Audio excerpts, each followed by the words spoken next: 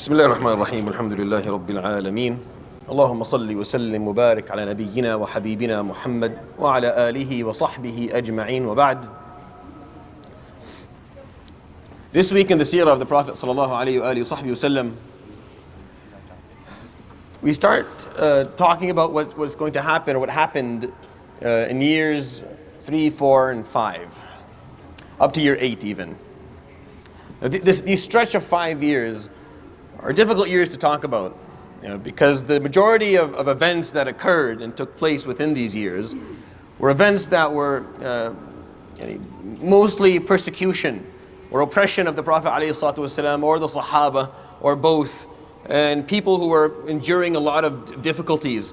The difficulties range from psychological and mental to financial to social to physical, to complete character assassination and destruction of reputation. And I'm going to go through it like this. I'm going to start by talking about what affected him alayhi salatu wasalam specifically. What he had to go through alayhi salatu wasalam personally, what his family had to go through, and then what the Sahaba had to endure. And at the end, the whole point of telling these stories is really not to talk about brutality and make the seerah seem very bloody or gruesome or difficult. It's more to understand what it took in order for you and I to be born Muslim, to see their sacrifices and then figure out where we fit in this story. And what part of this, what do we do? What's our part? What's our role to play? Because obviously, a lot of the stories I'm going to tell you that he had to endure, alayhi salatu wasalam, the Sahaba had to endure. You and I don't have similar stories. They're not the same. We're not going to have to go through the same stuff. So I'll go through a couple of incidents.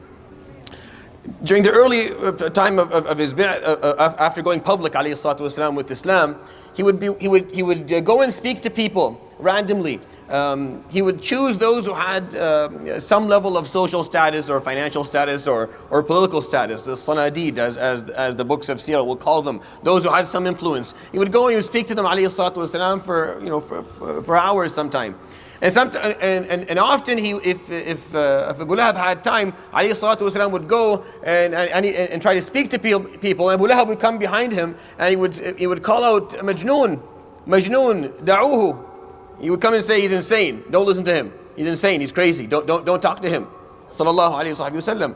Now this happened multiple times. Now those who observed these incidents said the Prophet alaihi wasallam never even looked his uncle in the eye. Not even once. Not once during these incidents did the Prophet alaihi wasallam stare down his uncle, or even he didn't say anything. He would come to the person to speak. Abu Lahab would come and say, "This Majnoon." So the man would say, "Ya da ammuhu adra bihi." It's his uncle, he knows him best. If he thinks he's insane, then he must be insane. And they would refuse, many of them would refuse to listen to him, alayhi salatu wasalam. So they would leave him and alayhi salatu wasalam would go look for someone else. And he would go and continue to try and speak. And Abu Lahab would do this on a daily basis if possible. If he couldn't do it himself, he would send someone else.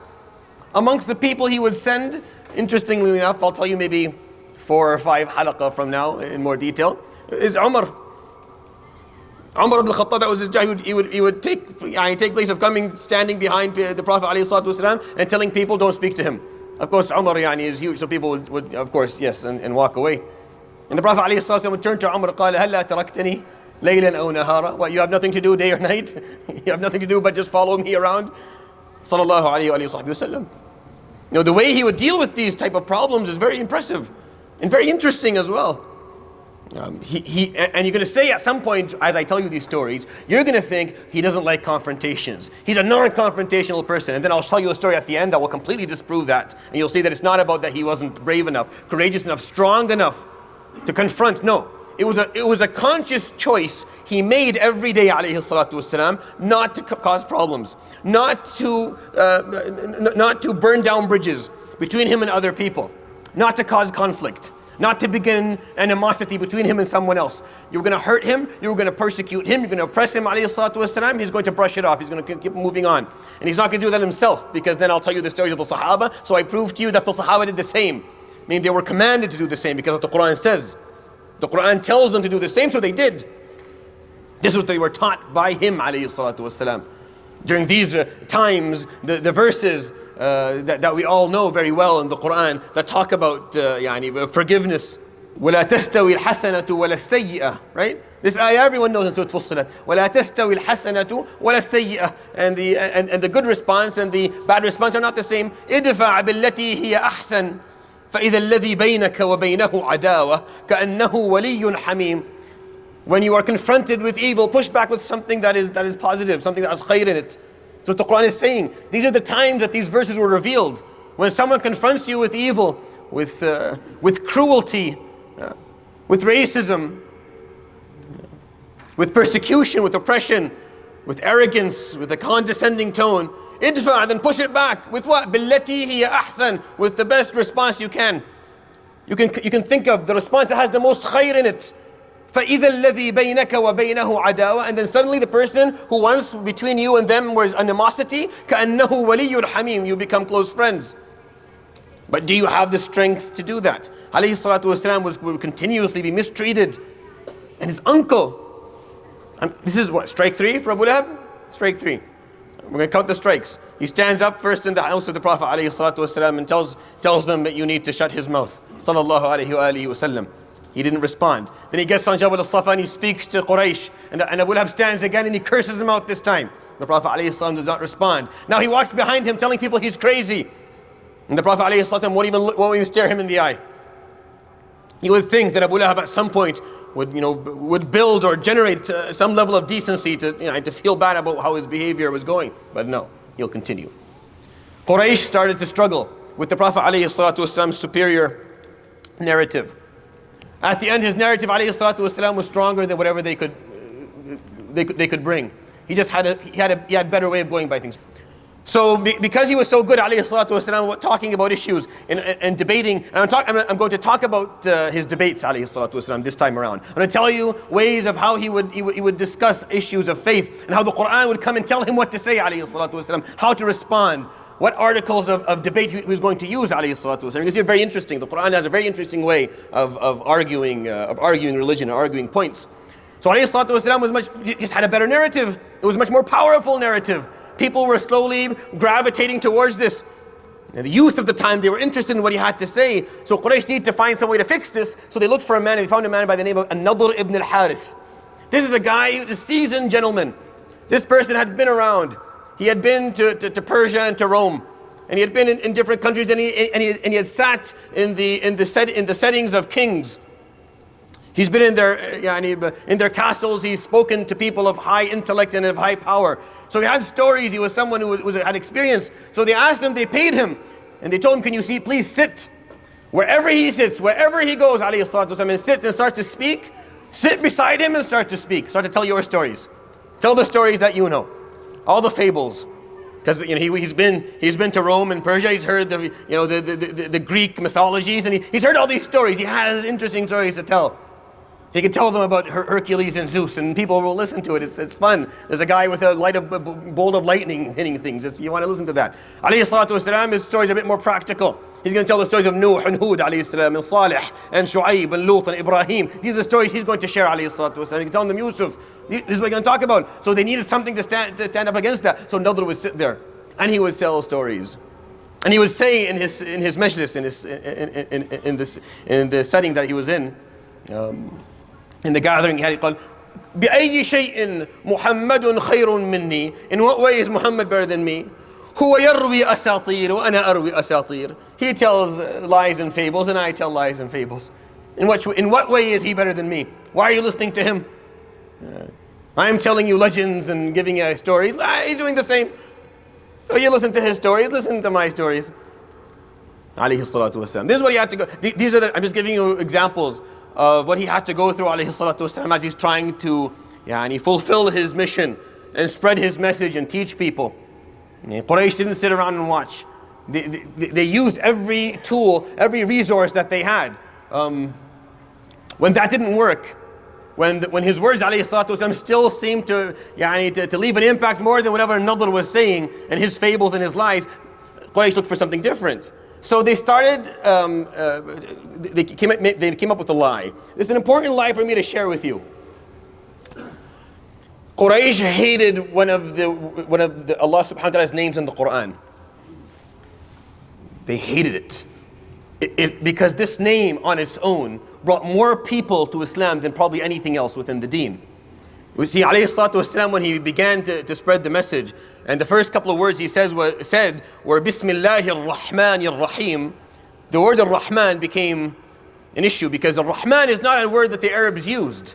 It's a word you find it historically used by the kings of Habasha, because it's a word that the Christians, the Arab Christians, would use because it's a biblical word. It's a word that goes back to the time of Ibrahim alayhi salam. The Arabs never used it. So when the Prophet sallallahu alaihi wasallam would use Ismullah ar-Rahman, and whenever he had the chance to change someone's name, if someone's name was Sakhr or Harb, if someone's name was war or a boulder, he would change it to Abdul Rahman, something like that. And this name, when it was explained, because Ar-Rahim is clear, from a derivative, from a linguistic perspective, you can derive from Rahmah, from mercy or compassion. Rahim, the compassionate, very simple. Rahmah, Rahim, nothing there. You can do that to most words in Arabic language. Fa'il is a very simple derivative that is used all the time.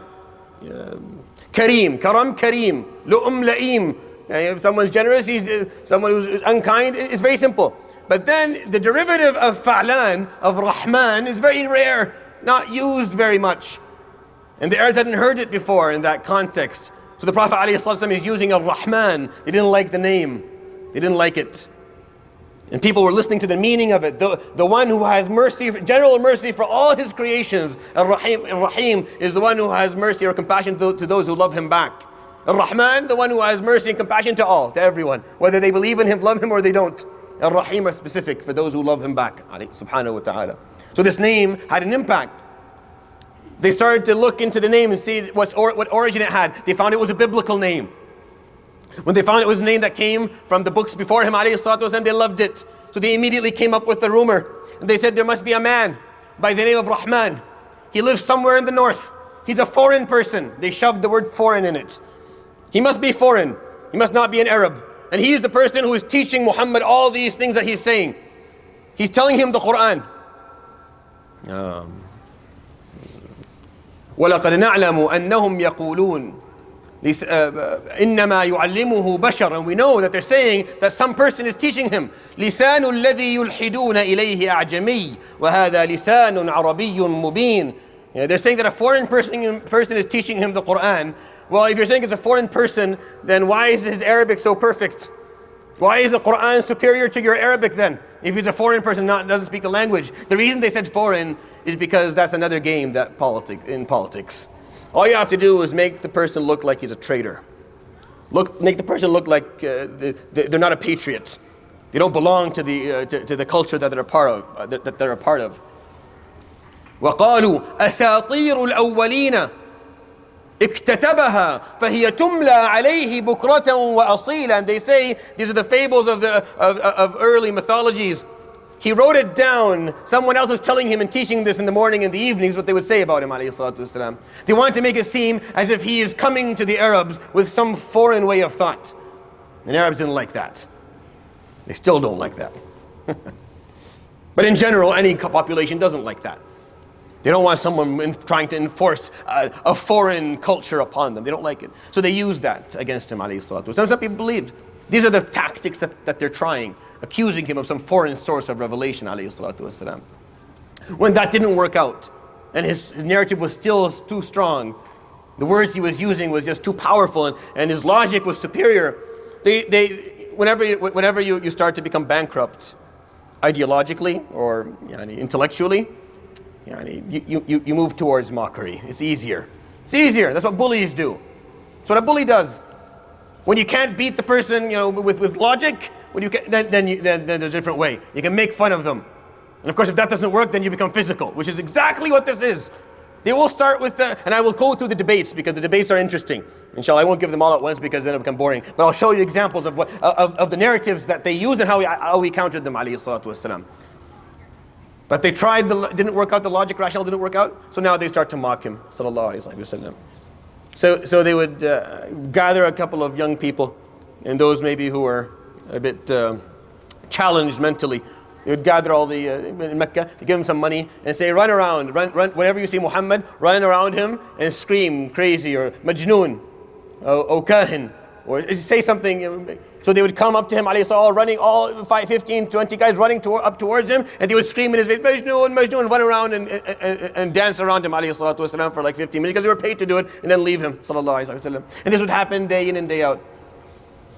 When you think of what it means to be someone who's a respected in person in society, if you understand what that means, maybe some of my younger brothers and sisters still don't understand or grasp that well. But I want you to imagine your dad then. Your dad is someone who spent all his life building his reputation. He's a hard worker. He took care of his family. This is a person who respects himself, doesn't harm other people, has never been in a problem before. Someone who carries himself with a certain level of respect. Why? Because he respects other people. A person who cares about his reputation, his social status, the way he treats others and how others are supposed to treat him, they would rather die than something like that happen. It's not about money. It's not all about money in life. Feeling respected in the place that you live is extremely important. Alayhi salatu wasalam never cared for money. We know that about him. He wasn't trying to put together wealth. What he cared for was the status he had amongst people, because he treated people well. He took care of them. He was always compassionate towards them.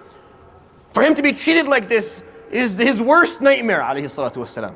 Someone like him, sallallahu alayhi wa sallam. I want you to imagine what type of person he was.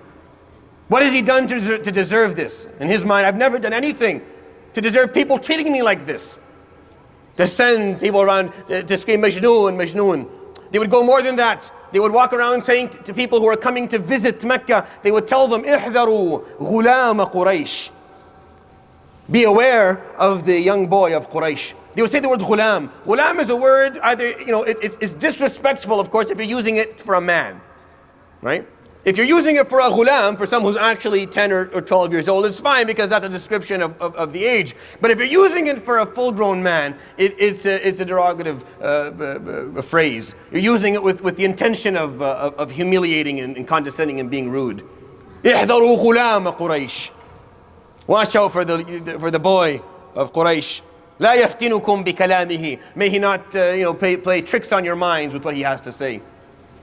Again, alayhi salatu wasalam, this is his. Why would you say something like? Why would you do that? If you don't like what I'm saying, then come tell me what the problem is with my narrative. But why are you putting me down like that? This hurt him, sallallahu alayhi wasallam. On a personal level, on a spiritual level, on a deep level. This is what hurt.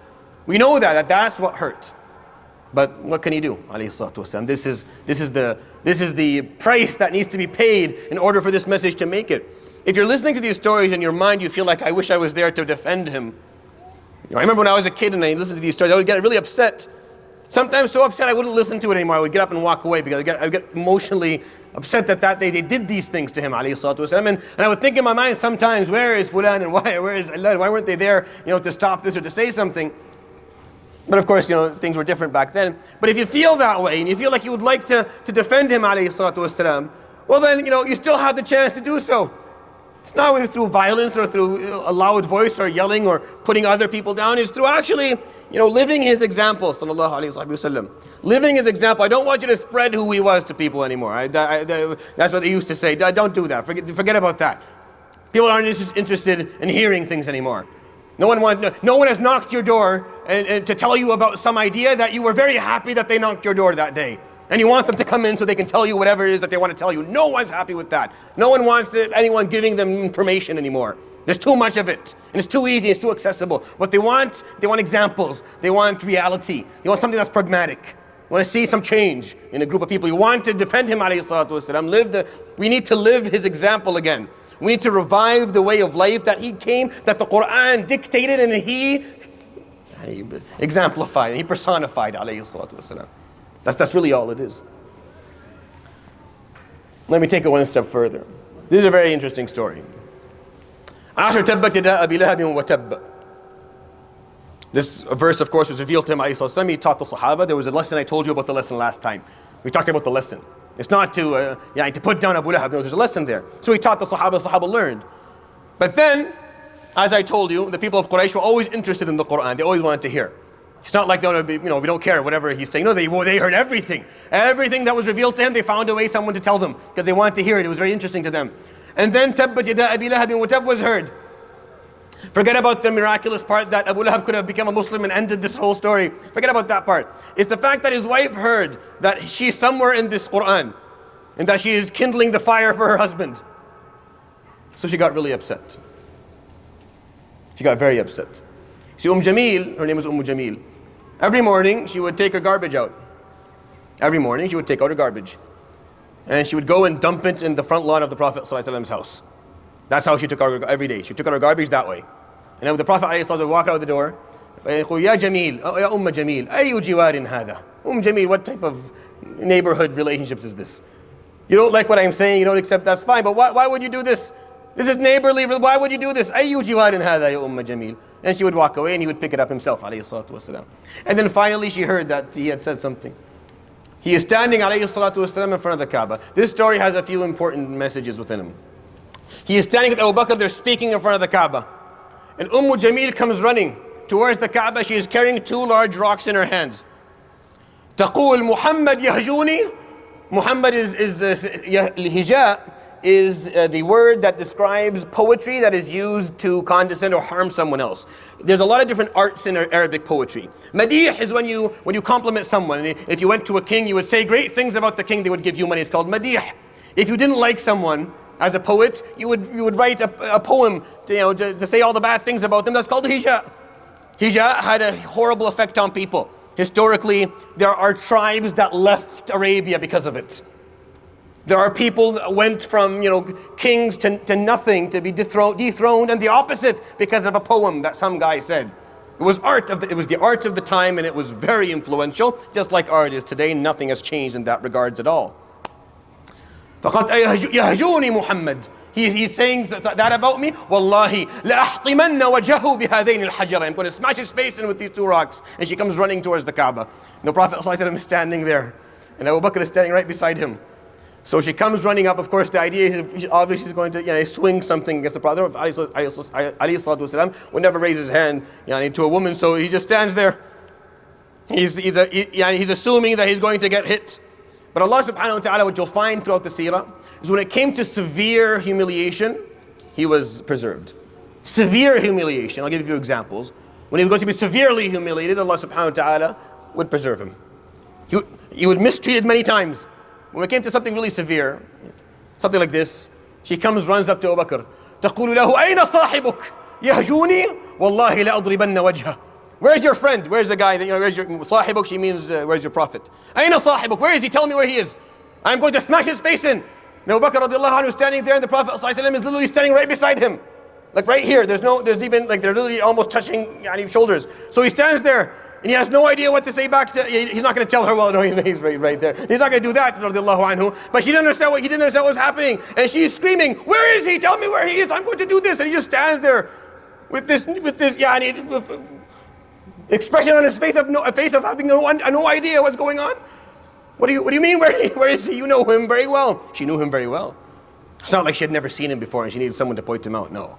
You'll find out in a few minutes. She knows him very well. Very well.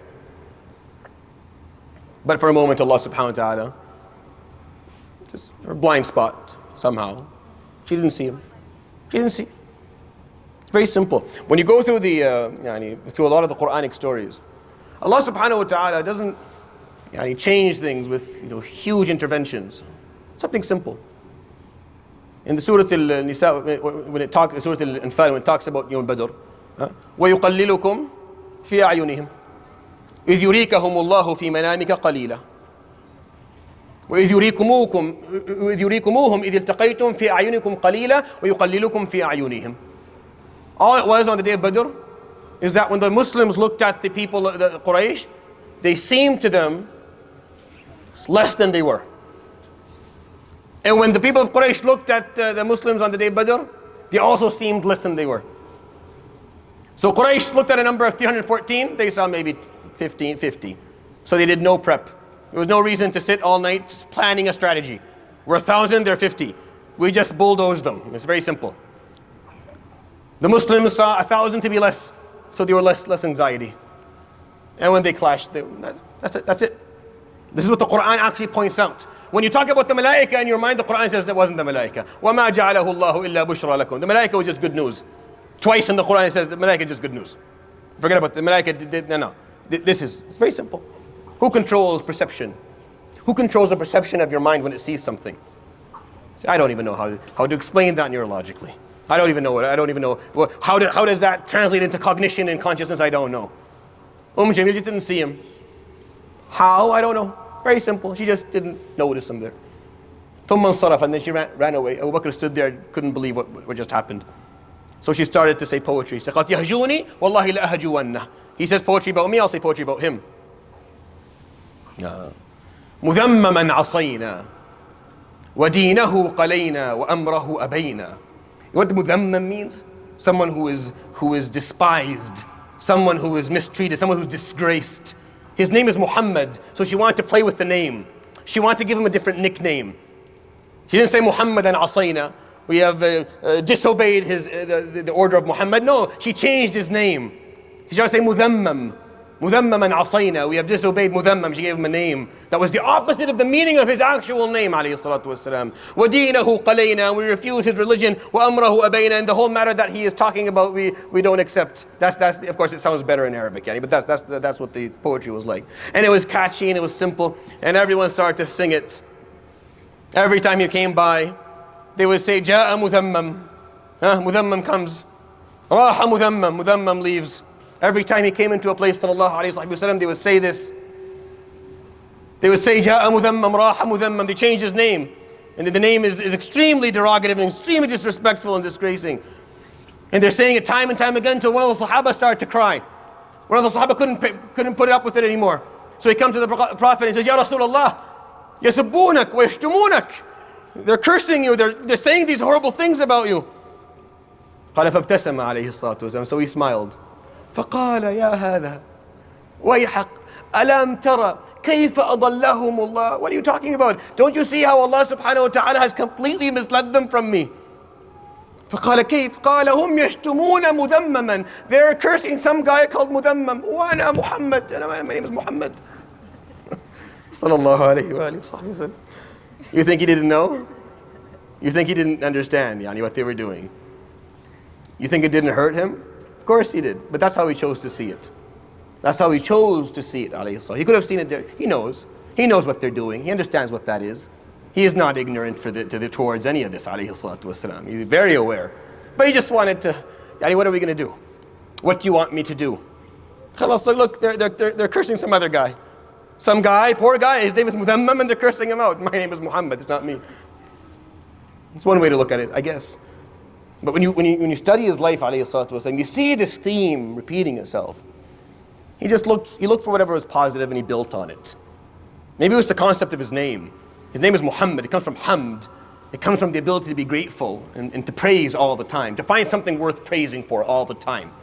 You're always praising Allah, always. There's not one situation that you can ever exist in that Allah subhanahu wa ta'ala is not worthy of praise within, ever. No matter what's going on, He's always worthy of praise, which means psychologically that there's always something good to build on, always. No matter how horrible the situation may be, it's always something good to build on. You turn it to Allah subhanahu wa ta'ala and move on. يشتمون مذمما وأنا محمد صلى الله على محمد صلى الله عليه وسلم, and he moved on عليه الصلاة والسلام. All right, you may say, is he non-confrontational, right? You're thinking he's not a confrontational person. All right. So one day he goes in the morning, Fajr time, he's making tawaf around the Kaaba.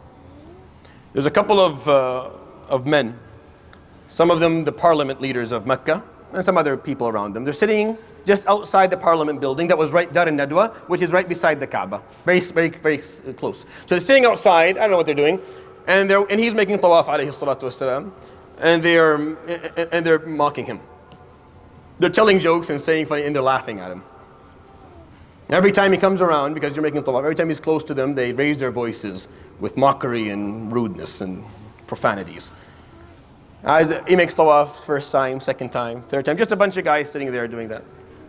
And then after the seventh, instead of continuing his tawaf, he turns and he walks straight towards them. Now we don't know this story because one of the people sitting there later on became Muslim. And he tells us a story that when he walked towards alayhi salatu wasalam, I couldn't feel my legs. Couldn't stand up anymore. Just something about the way he came towards them, alayhi salatu wasalam, he felt scared.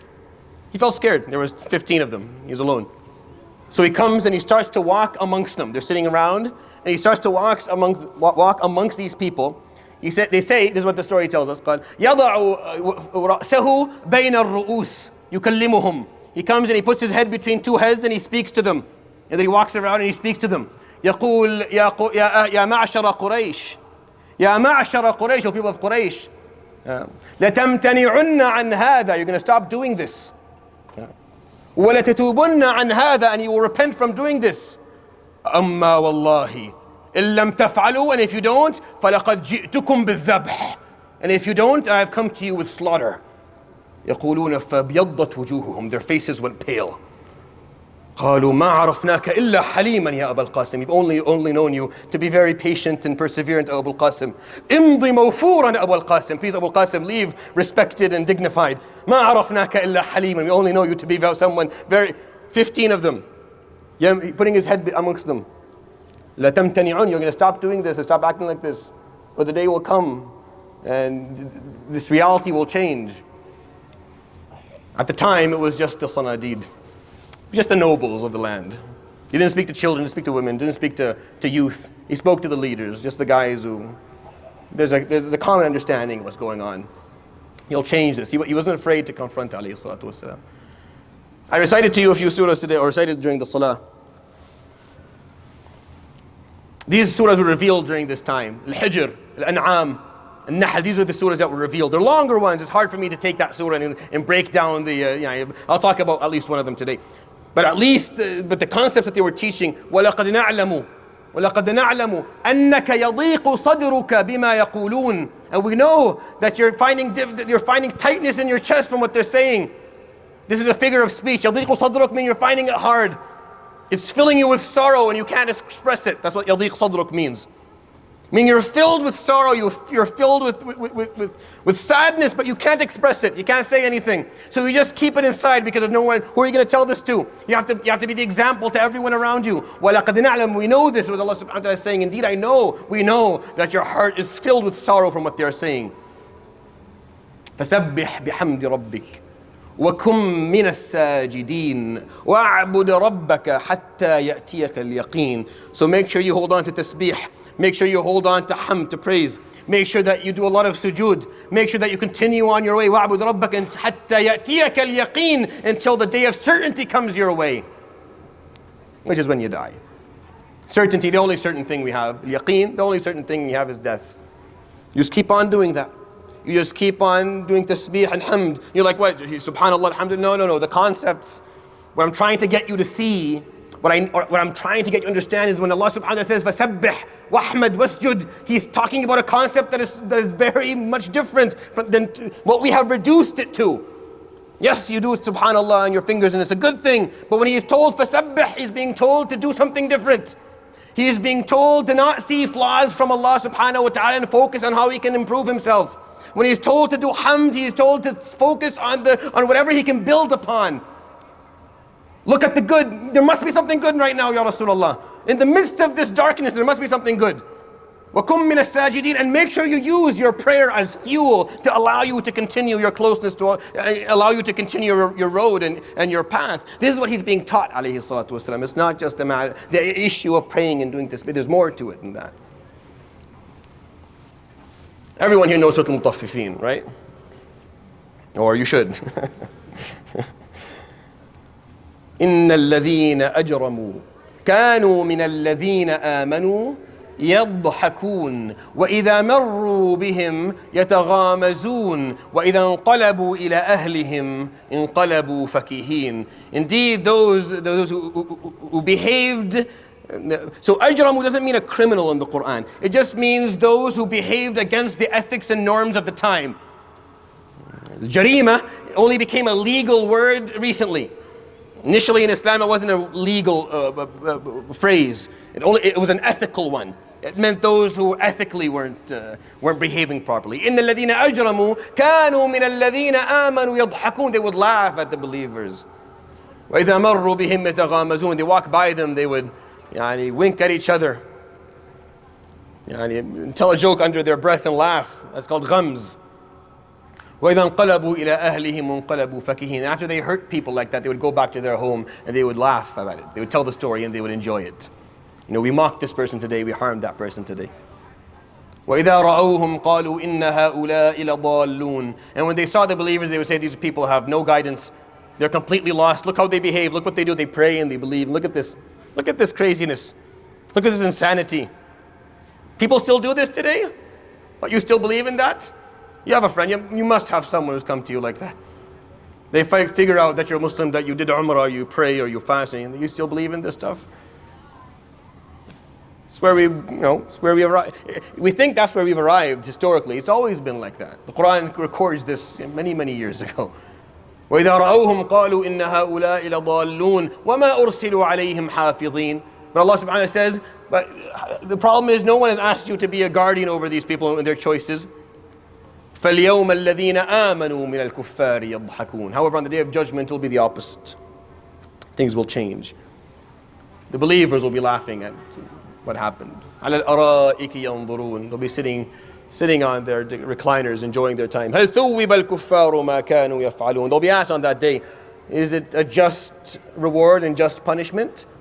And the Muslims will, actually the surah doesn't have the answer, you have to answer. When you read the surah, you're supposed to say na'am at the end of it. Yes, it was just, Ya Rabb. I'm happy with that. If they're going to mock now, they're going to harm now, that's fine. If they're going to persecute now, that's fine.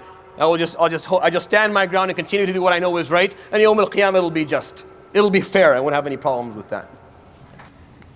ما يقال لك إلا ما قد قيل للرسل من قبلك.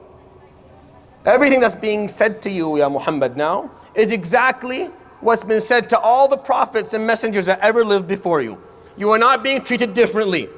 It's not somehow that you, amongst all the prophets, got the worst deal, where your people decided to behave like this. No, this is exactly what prophets have been said, told before. This is how they've been treated historically. Alayhi salatu wasalam, what you find in the Quran, that time and time again, he's being asked to be perseverant and to take it easy and to be patient. That this is there's nothing special about what's going on. Even though we know there is, but that's how he was told, alayhi salatu wasalam, by Allah. So it wasn't enough that they went after him. They actually take a jab at Khadija. It hurts when they take a jab at Khadija. I think it hurt him the most.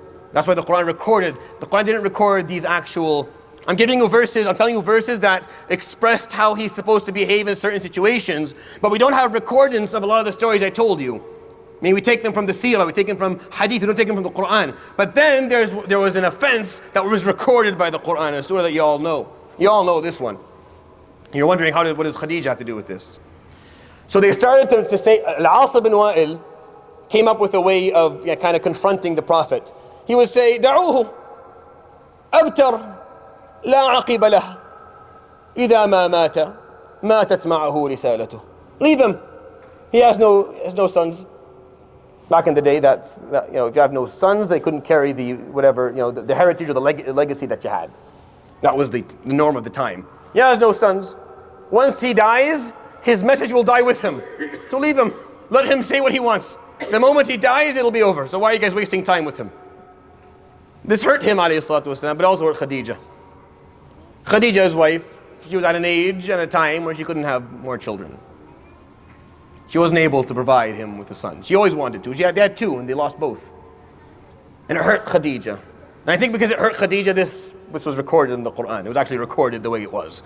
Because none of the other ones were. None of the other mockeries or humiliations were word for word recorded in the Quran. The Quran tells the Prophet ﷺ how to respond when he is mistreated. But this one was recorded. This is exactly what happened as a response to Al-As bin Wa'il. This surah that you all know. What are you supposed to learn from this surah? It's very simple. What do you do when you're mocked? That's exactly what the surah teaches you to do. What do you do? When you're mistreated, when someone mocks you and makes fun of you, what do you do? So you just remind yourself of Surah Al-Kawthar, remind yourself of the three things I'll tell you. Number one, إِنَّا أَعْطَيْنَاكَ الْكَوْثَرِ. What does Kawthar mean? Kawthar is a derivative from the word kathir, or kathra, which is a lot. Kawthar is the derivative that means not only the most, but the best of the most. Meaning when you take that derivative, when you derive it on the concept of faw'al, then it becomes not only the most of it, but not only abundance, but also quality.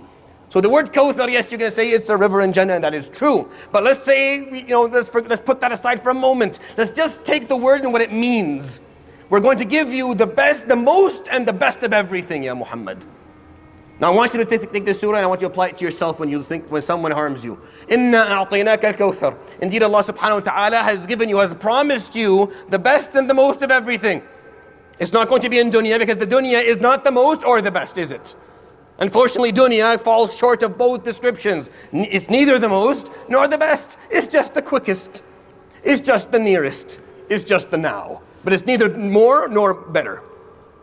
However, everything that is the most and the best is going to be Yawm al-Qiyamah. That is by definition what Jannah is. That's by definition what it is. So number one, when you are mistreated, you remember that Allah subhanahu wa ta'ala has promised you the most and the best of everything. And that should be comforting to you. That if they put you down, well, He hasn't, subhanahu wa ta'ala. He never put you down. He promised you the best and the most. If someone puts you down, well, the question is, are you actually where that person has put you, or are you somewhere else? That's the question. That's what the human being struggles with. Someone puts you down, so now you're in panic. I have been put down. Am I there? I need to elevate myself because I'm not there. That person just put me down. I need to prove that that's not where I am. So He says, subhanahu wa ta'ala, you have nothing to prove. Inna a'tainaka al-kawthar, we've given you a kawthar. We've given you the best and the most, what you need to prove. There's nothing for you to prove. I've already given it to you. It's already yours. Just wait. You just have to run the clock. That's all. You have to do the job and stay and stick to this long enough, and Yawm al-Qiyamah, it's yours. It's yours for the taking. I've already promised you. A'taynak, already gave it to you. Sallallahu alayhi wa sallam. So I want you to take this surah and apply it to yourself. That's what He's saying to you, subhanahu wa ta'ala. It's yours. You have nothing to prove. You're mocked, you're disrespected. You don't respond the way they don't do the same. He never did.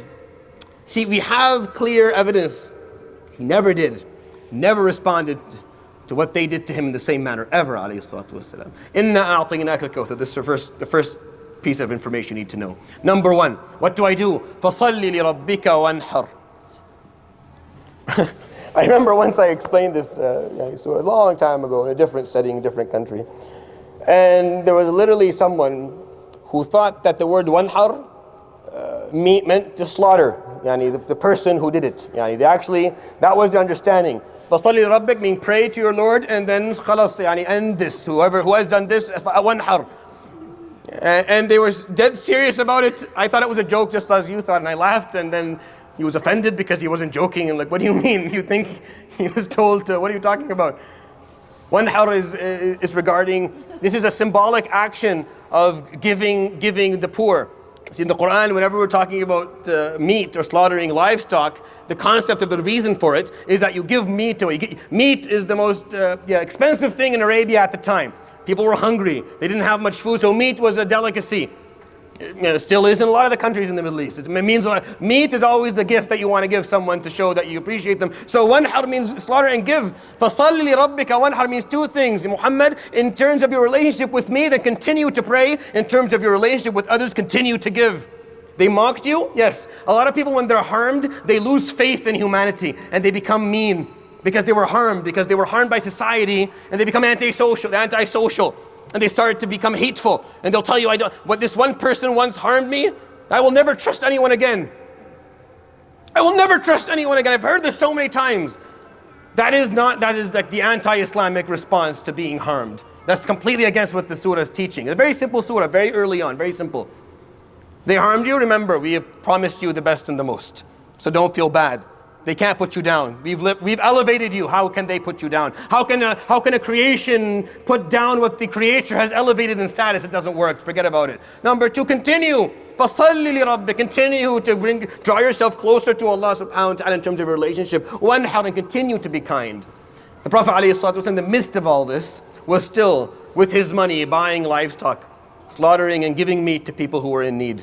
In the midst of all this, you forget that part. Right? Even I forget it. When I'm telling you the stories of persecution, I forgot to tell you he was still doing that. He was still doing ighathat al-malhuf. He was still helping someone who couldn't help themselves. He was still yahmil al-kal, carrying someone who couldn't take care of himself. He was still doing all this. He never stopped, alayhi salatu wasalam. He didn't give it up because he became a prophet. The last point. Inna shani'aka huwa al-abtar. What goes around comes around. What goes around comes around. Very interesting part. Shani'aka is the one who puts you down. Huwa al-abtar, he's the one who's going to have no one remember him. I can bet you right now $100 that 75% of the people in this room forgot the name of the guy who actually said that to the Prophet ﷺ when I said the name a few minutes ago. See, all the faces are like, yeah, no, I don't care. And the Quran never put his name there. If the Quran used his name would have become something until Yawm al-Qiyamah, correct? His name would have been memorized. His name would have stuck there because it's in the Quran. Inna fulan huwa al-abtar. But no, Allah subhanahu wa ta'ala is saying, you're the one who's going to be remembered forever. And he's the one who has no one going to remember him. And I'm not even going to dignify his name by putting it in the Quran. Shani'aka is going to be what we call him. The person who put you down. Inna shani'aka huwa al-abtar. He's the one who's going to have no one remember him. That's why we don't know him. We know his son, Amr ibn al-As. Why? Because he sat at the feet of Muhammad sallallahu alaihi wasallam. That's why we know him. We know his son because he served Muhammad sallallahu alaihi wasallam. And Muhammad's name lived until Yawm al-Qiyamah, and everyone comes here every night, every week to listen to his stories and to love him and to drive himself closer to him. And no one cares about Al-As ibn Wa'il, and no one ever did. You know the funny part? Al-As had 25 sons. He has a reason to be arrogant. He had 25 sons. Muhammad had 0. Back in those days and how things were seen, there was no contest. No contest. No worries, let him preach his message, it'll die with him. Inna shani'aka huwa al-abtar. What goes around comes around. Anything negative that we send, that we put into the atmosphere, that we put into this world will go 360 and come back right back at you. It's just a matter of time. And the longer it takes, the worse it comes back. It builds momentum, I swear. Wallahi, it builds momentum. You hurt someone in a way and you send it out there and it doesn't come back to you. I swear to you, it's building momentum. It'll come back really, really hard if you don't fix it quickly. If you don't quickly go and change what you did. It's just how the world works. Forget about karma. No, this is an Islamic, this is clear within the dunya. This is a natural law of the world. This is how the world works. You say you harm someone, it's going to come back at you. If it doesn't harm you, it'll come in your children. It'll happen later. Good and bad never die, right? The laws of physics, nothing ever actually goes away. If we had some way to go far enough into space, we could actually record all the things he said, alayhi salatu wasalam. His voice waves are still floating somewhere. Nothing dies off. You think you do something bad and you harm someone, it doesn't come back, it never dies off. It'll come back one day. It's up to you. Inna shani'aka huwa al-abtar. He'll the one who will have nothing left. No one will recall him. You'll have no legacy. He has no, abtar means has no legacy. Nothing will, he won't continue. His name won't continue. It's his name never continued. Prophet ﷺ's name until Yawm al-Qiyamah. So inshallah we'll continue bidnillah ta'ala subhanahu wa ta'ala next week.